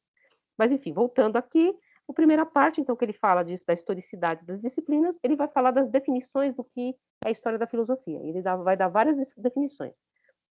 A primeira definição comum é de que a história da filosofia, e é aquela que eu acho que vocês esperavam, inclusive, né, que a gente espera quando a gente vai fazer um curso que chama História da Filosofia, é aquela doxográfica, né? As várias opiniões dos vários filósofos, dos vários sistemas filosóficos sendo contados. Então, você conta a historinha. Platão e a doutrina das formas. Aí veio Aristóteles e a política. E a doutrina da potência do ato. Aí veio a lógica. Aí veio Tomás de Aquino, como se fosse assim, cada um entre e apresenta suas armas. Né? Você conta essa história de um modo externo, como se fosse as várias opiniões dos filósofos. E o que reúne essas várias opiniões e transforma essas opiniões em filosóficas são os temas aos quais elas se voltam. Então, falar sobre Deus, falar sobre coisas estranhas e impalpáveis é filosofia. Né? Vocês já devem ter ouvido isso, né? De que filósofo é doido, né? Que filósofo é pazzo, só pensa coisa nada a ver. Essa imagem do filósofo, né? De que o filósofo só pensa coisas away, assim, coisas que não são científicas, não, obviamente, mas coisas assim, ele só fala de coisas muito nebulosas, tal, que são impalpáveis. Então, o que ele está dizendo? Você pega, então, uma definição de filosofia que é externa ao método. Ela é, na verdade, um agrupamento de temas. Então, tudo que falar sobre isso aqui é filosofia. Tudo que fala de Deus, da metafísica, da substância, é tudo metafísica, é tudo filosofia. Então, as opiniões em torno disso fazem parte da história da filosofia. Essa noção doxográfica, né? Então, doxa é a palavra que se diz opinião em grego, essa doxografia, ou seja, essa coleção de opiniões, seria a história da filosofia. E ele refuta essa noção, dizendo que não há opinião filosófica, porque a filosofia é pensar por conceito. A filosofia não é pensar sobre alguns objetos externos, é pensar de um determinado modo, é pensar por conceito. E, portanto, nenhuma opinião é filosófica. A filosofia não é uma opinião, ela é episteme, ela é ciência.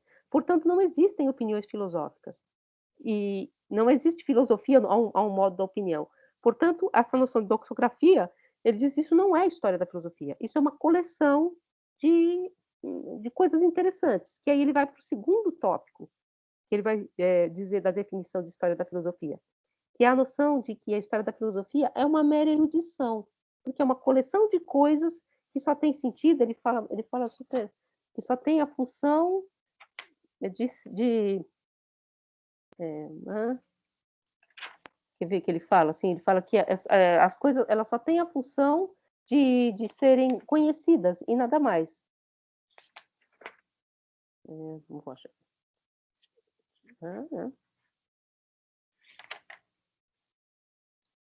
Que ele fala assim, como se ela fosse uma mera coleção de fatos contingentes, de viagens de cavaleiros errantes, que se batem ao acaso, uma coleção de coisas, de fatos que são curiosos e que só tem a função de serem conhecidos porque é uma erudição, uma caixa cheia de coisas brilhantes, né? Essa noção do erudito como aquele que viaja e traz coisas maravilhosas para expor, né, para as pessoas. E essa noção de erudição, ela está acoplada a uma outra noção, que é a noção de vaidade. Vaidade, é claro, tem a ver com o pedantismo do erudito, né? O erudito é pedante, geralmente, né? Nada mais pedante que alguém ficar se pavoneando do que sabe, né? Embora a gente faça isso o tempo todo, né? Porque filósofo é um pouquinho arrogante, né? Todo mundo já foi, enfim, ninguém vai falar que não foi, vai. Porque a gente fica, né? Não é bem isso. Eu sempre lembro uma vez era numa greve lá na USP, tal, tal, e o pessoal da sociologia falando, blá blá blá. Aí foi um cara da filosofia e falou assim: mas você está confundindo forma com forma e fundo, uma coisa assim, forma e conteúdo, porque veja bem, não sei o quê. Aí o cara quase apanhou, filho. Aí eu falei assim, eu vou te mostrar a forma e o conteúdo, que ele quis mostrar hegelianamente e tal, assim, falei. Mas, enfim, todo filósofo tem um pouco esse perigo de ser alguém erudito. E isso vai junto com a noção de vaidade. Só que a vaidade, mais do que um defeito moral, né? Você ser vaidoso, alguém pergunta alguma coisa assim. Isso acontece muito, total. A gente virar arrogante, nossa, total. Até eu, às vezes, fico pensando assim, nossa, como eu era arrogante, meu Deus do céu, não acredito que eu falei isso. Porque a gente fica assim, ai, não é bem assim. Não é bem assim, é horrível, né, gente? Nunca fala assim, falem isso, eu já falei. Mas não é bem assim, dá vontade de bater, né? Porque é como você fala assim, não, não é bem isso. Meu Deus do céu. Mas enfim, deixa pra lá. Mas aí ele vai falar da vaidade. Isso. Você não está distinguindo bem essas duas questões, exatamente. Forma e conteúdo. Você não está percebendo a diferença, aí você apanha e não sabe por quê, né? Assim, tá. Chega lá no meio de uma greve, todo mundo querendo, assim, na época era fora FHC, né? Porque é sempre fora alguém. Aí assim, você está lá querendo fazer uma passeata, tá, o cara fica inventando suas falas. Mas aí essa palavra vaidade, ela está colada, não é só um defeito moral, tá? Ela está colada a uma outra questão. Vaidade vem de vanitas, e vanitas também é uma vanidade, é aquilo que é vão, aquilo que é em vão. Então é uma vanidade, vanitas vanitatis, não é uma coisa que só não tem função nenhuma. E nesse sentido, esse tipo de história da filosofia como mera erudição faz com que a própria filosofia se esvazie, porque ela não tem nenhum sentido, ela se esvazia, porque ela não é a ciência da verdade, ela não é ciência nenhuma, ela é apenas uma coleção de fatos curiosos. E aí ele vai falar, sobra para a gente discutir a diversidade do sistema. Sim, existem vários sistemas. E se eu estou dizendo, ele acabou de dizer, que a verdade, a filosofia não é uma opinião, ela é verdade. Que a filosofia não é um dado de erudição. Mas ainda assim sobra o problema, que é o problema do Porchat, que eu falei para vocês, do conflito das filosofias, que existem vários sistemas filosóficos. Existem vários sistemas filosóficos, inclusive contemporaneamente, né? No próprio tempo de Hegel, você tinha vários sistemas filosóficos operando. Alguns, às vezes, são mais hegemônicos, mas você tem modos de pensar muito diferenciados durante a história e, às vezes, no próprio momento histórico. Então, você tem uma diversidade de sistemas. E aí, como que eu faço para entender em qual desses sistemas está sendo exposta a verdade? Então, essa é uma explicação, um problema que ele vai tentar resolver de um outro modo. Ele vai tentar resolver esse problema mostrando que em cada sistema, se é um sistema filosófico, e aí a gente volta um pouco para aquela questão da estrutura do próprio texto, da própria exposição, nele está contida a verdade que ele quer expor. E essa verdade, ela pode ser contrária a uma outra verdade, mas elas estão implicadas no mesmo nexo, no mesmo movimento da consciência em relação à verdade. Então, não é que a verdade é algo que está dado, não é inorgânica. Ela é, na verdade, ela é exatamente esse movimento da consciência a seus objetos. Portanto, cada um dos sistemas, se é filosofia, portanto, não é opinião, é pensamento por conceito, é um movimento da consciência em direção aos seus objetos. Portanto, é verdade nesse sentido, não é o que a filosofia expõe. Inclusive, ele vai falar, eu não li esse trechinho, porque eu achei que vocês iam ficar meio com o saco cheio, mas eu vou ler aqui. Ele vai falar aqui da.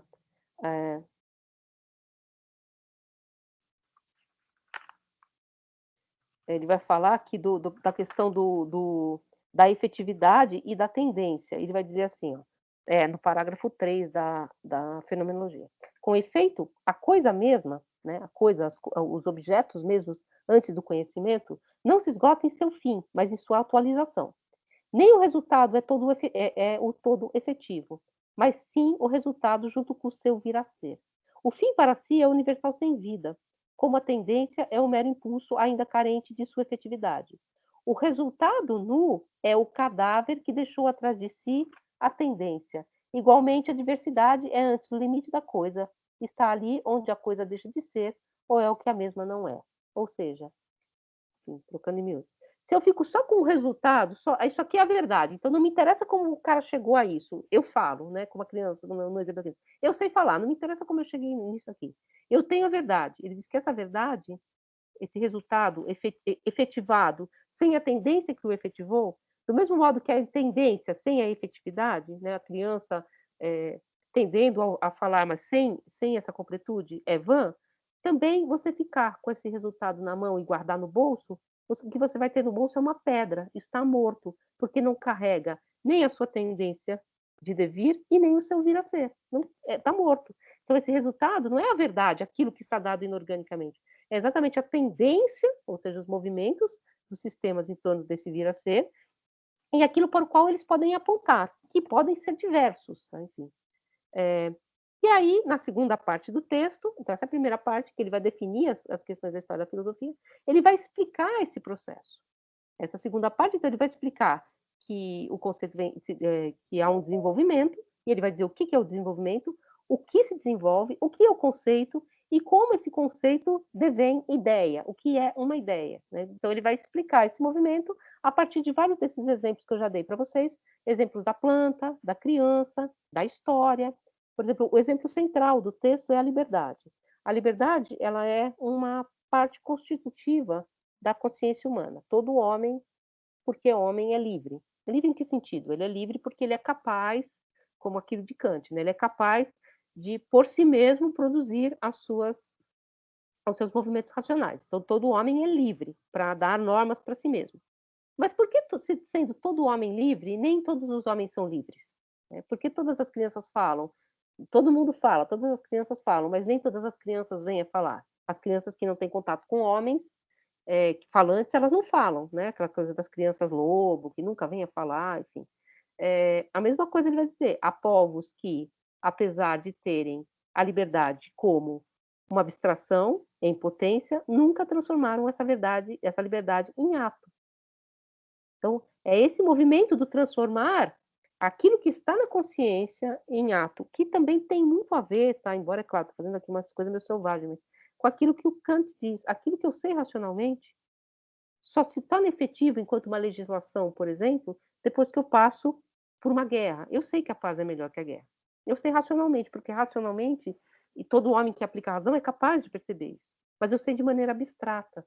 Eu só vou saber de maneira efetiva depois que esse elemento abstrato da consciência tiver que se haver com os elementos da verdade, do real, os objetos, a coisa mesmo, para vir a ser uma terceira coisa. Que é, na verdade, a primeira, porque a racionalidade já sabia disso. Percebem como você efetiva essa questão? Ele vai explicar isso, e aí ele vai compreender, depois dessa explicação. Essa explicação é muito importante porque é a explicação do que seria esse movimento dialético. Né? Enfim, ele vai falar, por exemplo, também disso que eu já falei para vocês, que a gente não voa, a gente fala, mas não voa. Dessa noção da potência do ato, e isso pensado, ele vai usar a planta, a semente se nega como semente para ser árvore, mas a árvore, que é a negação da semente, já estava de algum modo na semente. E, portanto, a árvore só é árvore porque negou aquela semente. Isso vale também para elementos da filosofia. Né? Então, você não tem uma filosofia voando. Assim. A filosofia ela se ancora nesse solo, que é o solo da tradição, da qual ela carrega algumas coisas, e carregar significa também carregar negando, né? Que é a palavra supra-assumir, né? Que acho que é traduzida assim, né? Supra-assunção. É uma palavra, é um neologismo para Aufheben, né? Trazer daqui para cá, né? Então, quando você pega uma coisa aqui de uma filosofia, fala, não, isso aqui eu não concordo, mas quando você faz isso, você carrega esse desacordo para dentro da sua filosofia, transformando isso em uma outra coisa. Então, é a mesma coisa que a semente se transforma em árvore, negando-se como semente para ser árvore, que, no entanto, vai se negar como árvore para ser também novamente semente. Então, essas relações, a semente está na árvore. Percebe? Então, essa questão que ele vai explicitar nesse movimento. Claro que ele não está falando de árvore, ele não está falando de semente, ele não está falando de desenvolvimento da criança, do indivíduo, ele está usando como espelhamentos, né, analogias desse movimento. E aí, no finalzinho, então, ele vai mostrar a compreensão da história da filosofia em relação à ideia, então, como a ideia vem a ser, e é na ideia que está a verdade. Então, a ideia é exatamente esse movimento da consciência em relação aos seus objetos. E a última parte, ele vai fazer exemplos e refutações sobre esse processo da consciência. E ele vai mostrar que a consciência ela está num determinado momento da sua história, e esse momento não está pronto, ele tem um vir a ser, né? Mas, ao mesmo tempo, aquilo que está para trás precisa ser conhecido e movido, só que não serve mais para responder às questões da consciência aqui e agora. E aí ele usa um exemplo, que é o exemplo dele, que é religioso. Inclusive, se vocês quiserem ler, não sei se geralmente o pessoal tem bastante curiosidade sobre isso, né? Sobre religião e tal. O Hegel escreveu a vida de Cristo, né? A vida de Jesus, e esse livro dele de juventude foi traduzido agora por uma editora que libera livro de graça, que é a Clandestina, que é uma editora lá da USP. Eu vou até ver o nome do livro para não falar bobagem, peraí. Então ele tem, o Hegel tinha então esse interesse, né, nesses textos, né, nessas questões que são, peraí, agora eu não consigo fazer duas coisas e vai ficar uma coisa toda zoada. Sei lá, depois eu acho, gente. Traduções, vamos ver aqui. Tem a tradução do Rousseau, a tradução do Schelling, A Vida de Jesus, de Hegel. Tá? Então, ele tem esse livro sobre a vida de Jesus, e aí ele fala muito dessa comunidade ética do cristianismo antigo, que era uma, em que os homens viviam em comunhão, em contraste com o que é a religiosidade do tempo dele, que é a religiosidade luterana, em que você já interiorizou e tornou individual, quase como uma espécie de chamado íntimo a religião, o que faz com que se perca exatamente o elemento coletivo, o elemento da comunidade, o elemento da... Essa editora é muito legal, é o pessoal da USP. Inclusive, esse livro do Rousseau, que tem aqui em cima, é do mesmo tradutor desse aqui, que é o Fábio, que vem a ser meu cunhado, tá? Eu estou fazendo propaganda. Então, ele traduziu essa daí também. É bem legal essa editora, bem interessante. E, principalmente, ele traduz muitas coisas do alemão, porque é o Oliver Toller e o Márcio Suzuki, que acho que coordenam, né? É o pessoal de estética lá da USP. Mas é muito generoso fazer isso, né? Você traduz e publica lá, pega quem quer, não é? Não vou ficar tentando fazer um livro, vender. Eu não tenho essa generosidade toda porque eu gosto de livro de papel, né? Mas é bem legal, assim. Mas voltando a essa questão do cristianismo, então não é que uma coisa é melhor que a outra também, que nós estamos num momento melhor, né? É que não adianta querer voltar para aquele tipo de comunidade cristã, porque a nossa consciência moderna é uma consciência que já está num outro patamar de determinações. Ela já se pôs numa outra questão. Então, eles não adianta você começar a viver numa comunidade cristã, e isso aconteceu muito no século XIX. Né? Os nazarenos, né, na Alemanha, eles se juntavam, ficavam barbudos, tipo, eles eram pintores, né? Ficavam barbudos, tal, vivendo tipo hippie, assim, né? Hippie do século passado. Nessa ideia de que nós vamos dar conta das decisões da modernidade pulando para trás, né? Voltando a ser católico cristão no sentido antigo, voltando à Grécia Antiga. Ele fala, não, por quê? Porque não é que aquilo estava errado, é que aquilo lá se perdeu. Se perdeu por quê? Exatamente pelo atrito da consciência com seus objetos que põe outras determinações para o presente. Enfim, não adianta também, esse é outro exemplo que a gente pode dar, para dar conta das decisões do trabalho na modernidade, da alienação do trabalho, etc., tentar voltar a ser artesão à maneira antiga. Coisa meio riponga, né? Os ripongos se juntam lá e fica fazendo artesanato de durepox, para falar, não, a gente volta a uma manualidade. Sim, não, porque você não resolveu o problema. Aí, vira uma espécie de caricatura. Né? Isso era muito comum no século XIX, inclusive pessoas se reconvertendo ao catolicismo, né? Luteranos se reconvertendo a uma religião que é mais mágica. Isso aparece, inclusive, nas afinidades eletivas, lembra, Milton? Que tem uma parte da igreja, né? A igreja era uma igreja católica, ela foi pintada de branco, porque você pintava todas as imagens, e ela está sendo redecorada à maneira original. Então, é uma espécie de tentativa de resgatar algo perdido. E aí o Hegel diz essa tentativa de pular para trás é impossível, porque exatamente o objeto, a consciência e os seus objetos, elas se encontram num determinado momento da história, que devém dessa inorganicidade dada do pensamento, mas que também só pode se mover para além.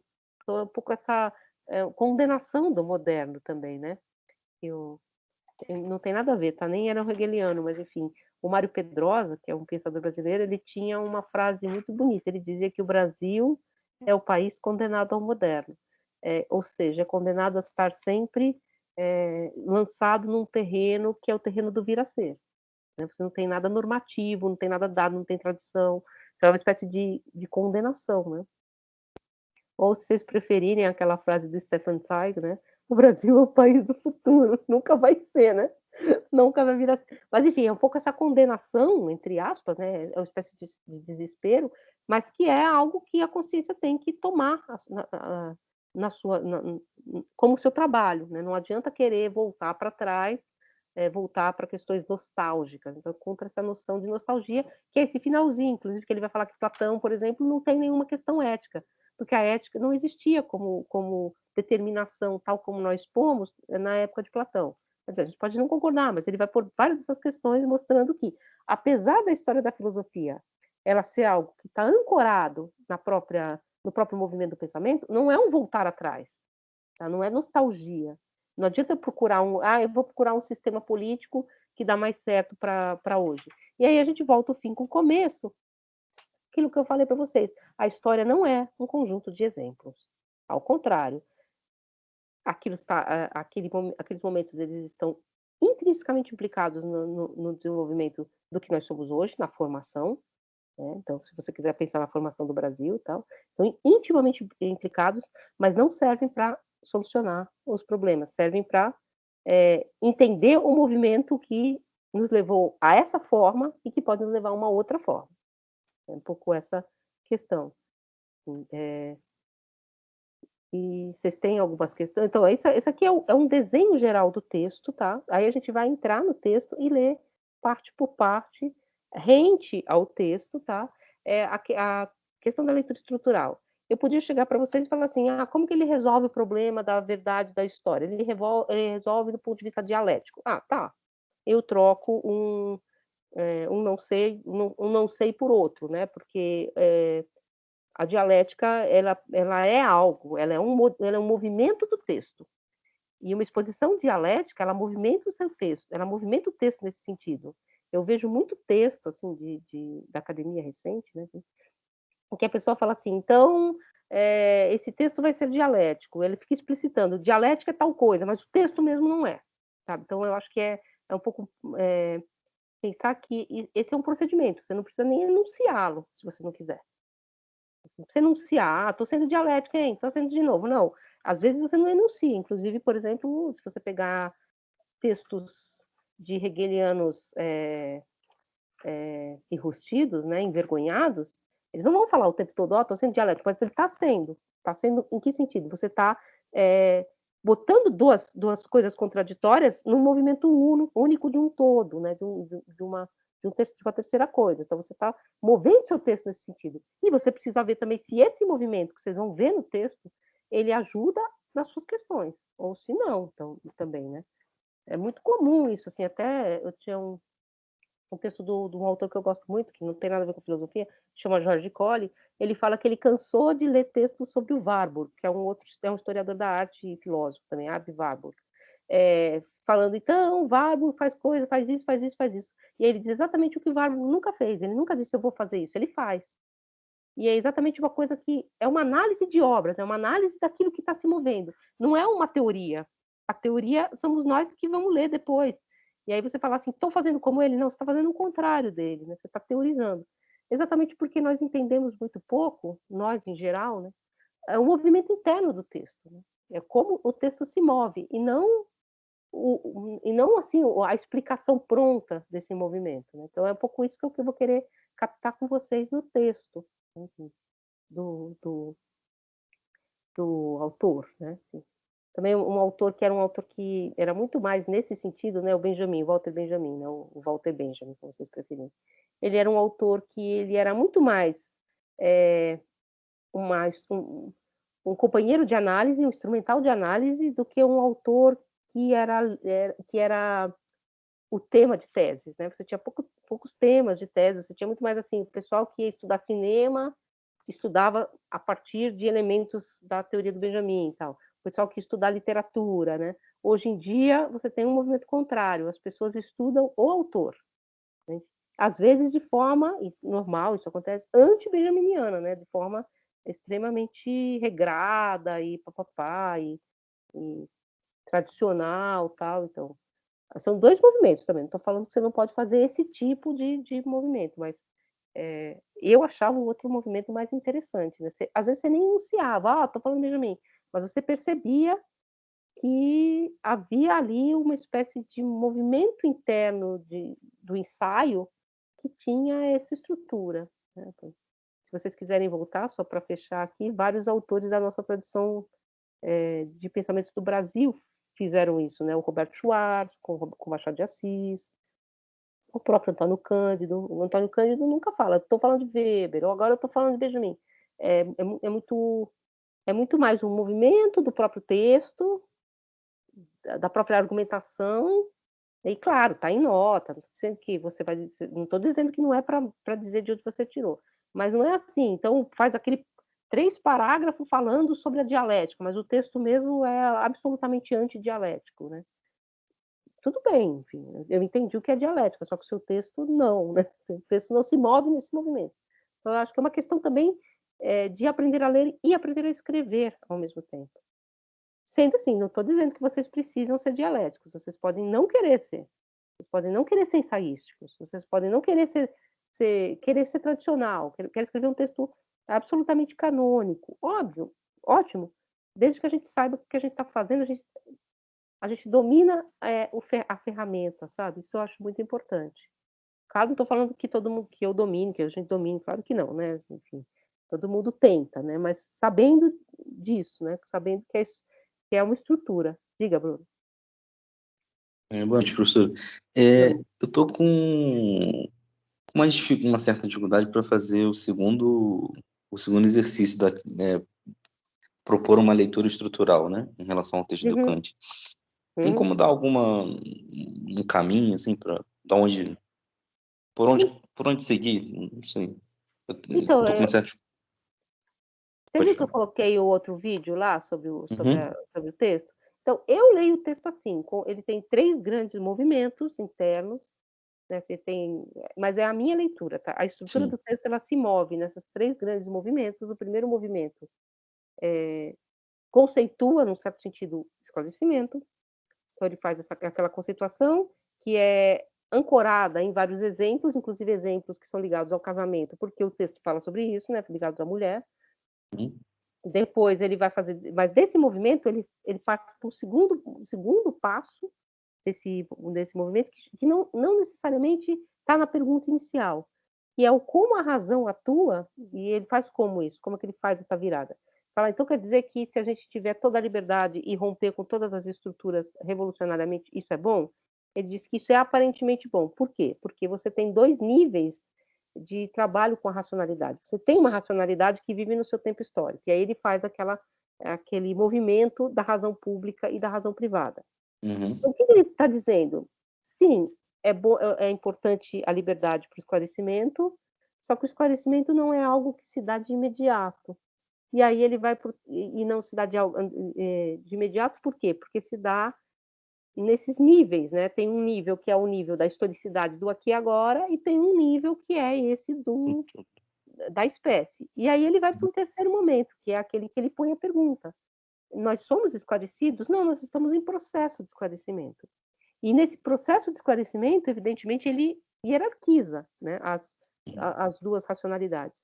A racionalidade privada, ela tem que ser levada, coagida, vamos dizer assim, dentro das leis, até o ponto em que ela não prejudica a liberdade desse âmbito público, porque senão você estaria contra a própria regra da humanidade. Até o momento, como ele vai dizer no final, em que essa própria racionalidade pública, ela acaba criando estruturas privadas, né, ela acaba voltando-se. Então, ele sai de um problema que é o que é esclarecimento, passa por essa questão de como você equaciona esses 2 elementos, né, um tempo teleológico, um tempo histórico, e põe, vamos dizer assim, essa questão dessa racionalidade emancipada, né, iluminada, na história, né, ou na natureza, né, porque ele diz que é a natureza que conduz. Uhum. E é esse processo de esclarecimento, que é exatamente isso que eu acho que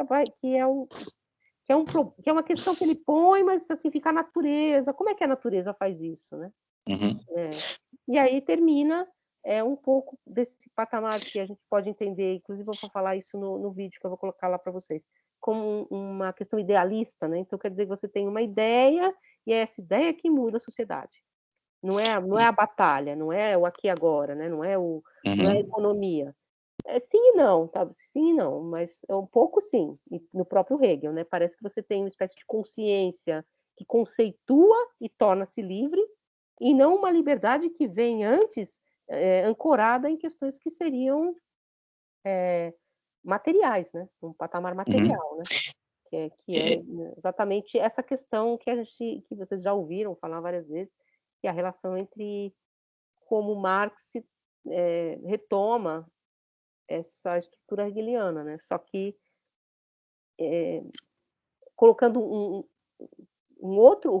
uma outra ênfase, uma ênfase não material, né? uhum.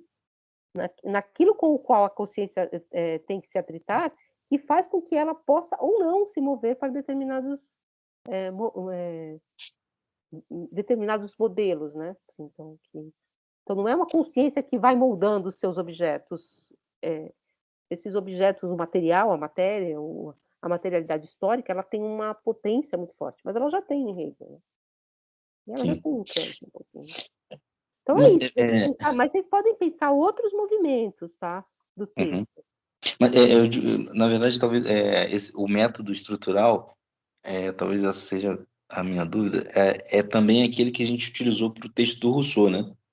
Sim, é o mesmo. Tá. Não, tá. Acho que deu para esclarecer, porque eu fiquei meio confuso, tipo, seria um segundo exercício da mesma forma, né? Como a gente fez aqui. É, é.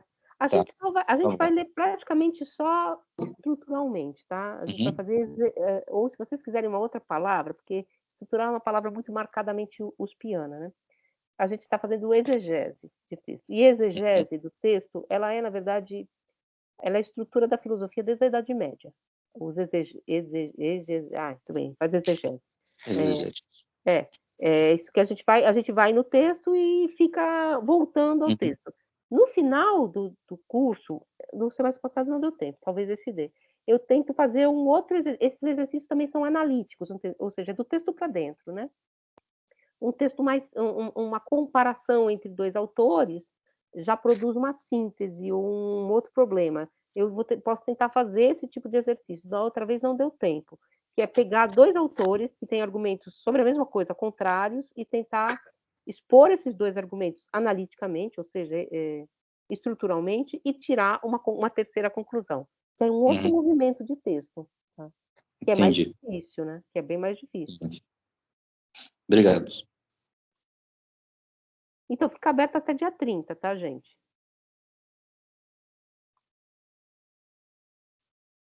É para responder o pedido de leitura estrutural comentando o modelo com que lemos? Se você quiser se você quiser fazer uma parte metodológica, mas não precisa, você já pode ir direto fazendo essa leitura, que é uma leitura estrutural, que significa que você está lendo a lógica do texto. O que não é uma leitura estrutural? Kant nasceu em Königsberg, ele era um filósofo racionalista, ele foi um filósofo do iluminismo, nada disso está no texto. E interessa se a estrutura do texto pedir, senão não. Aqui e agora, tá? Não é que não interessa, gente, né? Mas aqui nesse tipo de leitura não, sabe? Ou o Hegel. Hegel escreveu esse texto no modelo dialético. A dialética é tese, síntese, não, tese, antítese, síntese. Gente, não está escrito isso no texto. Hegel não fala nesses termos. Isso foi uma explicação posterior, né? Enfim. Então, é, é, é uma explicação que vem por fora, percebem? Que perde-se exatamente, volto a falar um pouco daqueles textos que falam dialético, mas eles mesmos não têm esse movimento, você perde exatamente que dialética, que argumento, é uma estrutura do texto. Hoje em dia isso é muito comum, não estou criticando porque vocês vão ter que fazer isso. As dissertações, elas são assim, aqui é o método, aqui é o problema, aqui é a conclusão. O método e o problema são uma coisa única. Assim, às vezes o problema é o método, sabe assim, como no Benjamin, por exemplo, no drama barroco alemão. O problema é o método, né? O método e o problema são uma coisa só. Aí você tem que separar. E aí muitas vezes você percebe que separando, o cara botou o método ali, mas ele nem usou, não é aquele método no sentido como nós estamos pensando, né? O método dialético, o método exegético, o método estrutural. um método comparativo, um método historicista, tal.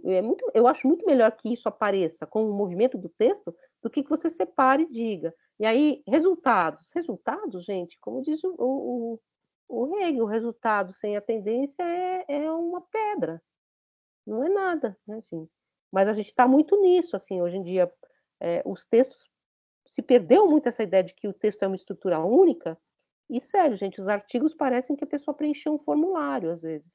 Aqui é o problema, aqui é a metodologia, aqui é não sei o quê. E o curto-circuito entre esses vários momentos, tudo bem, tudo isso está num texto, desaparece. Então, o que eu acho desses textos é que eles não são um texto. O texto é um projeto de um texto por vir, mas ele não foi escrito ainda. Mas isso eu acho que é muito... Por isso que eu acho que essa leitura filosófica, ela ajuda muito nisso. Inclusive, perceber isso nas outras construções científicas, nos outros textos, né? Das outras ciências. Isso a gente vai ver também, essa pretensão da filosofia de que ela é o método de todas as outras ciências, que também é bem pretensioso, né? Ou como dizia Kant, que ela é o supremo, né? Ela é o tribunal de última instância, né, da racionalidade.